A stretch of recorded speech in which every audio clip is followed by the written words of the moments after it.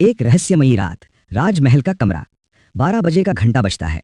राजकुमारी के मुख से भयानक सर्प निकलता है।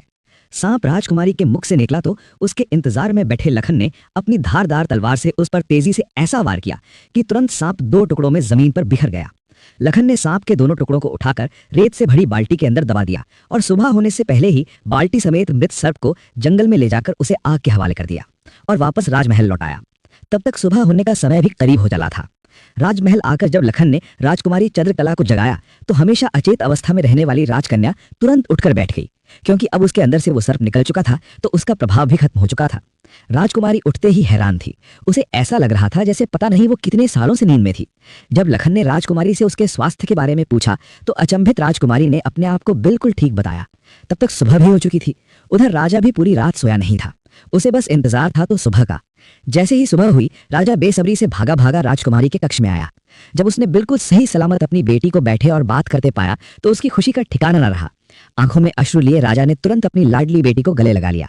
भरे हृदय से राजा ने हाथ जोड़कर लखन का शुक्रिया अदा किया और अपनी शर्त के अनुसार राजकुमारी चंद्रकला का विवाह लखन के साथ कर दिया। जब राजा ने लखन को अपना आधा राज्यपाट देना चाहा तो लखन ने राज्य लेने से साफ मना कर दिया। ऐसा स्वाभिमानी दामाद पाकर राजा चंद्रसेन खुशी से फूला नहीं समाया। उसने खुशी खुशी बहुत सारा धन देकर अपनी बेटी चंद्रकला को लखन के साथ विदा कर दिया। जब राजकुमारी चंद्रकला को ले लखन अपने उज्जैन नगरी पहुंचा तो उसकी भाभी समेत पूरे परिवार ने उन दोनों का हार्दिक स्वागत किया। लखन खुशी खुशी अपनी नवविवाहिता पत्नी राजकुमारी चंद्रकला के साथ रहने लगा। कुछ ही दिन बाद उज्जैन नगर में एक भव्य समारोह था, जिसमें राजकुमारी चंद्रकला भी अपनी भाभी के साथ समारोह देखने गई हुई थी। तभी मेले में दूसरी तरफ से दैत्य दंभकासुर ने प्रस्थान किया। इतने बड़े दानव को देख समारोह में हड़कंप मच गया। हर कोई अपनी जान बचाने के लिए इधर उधर भाग रहा था।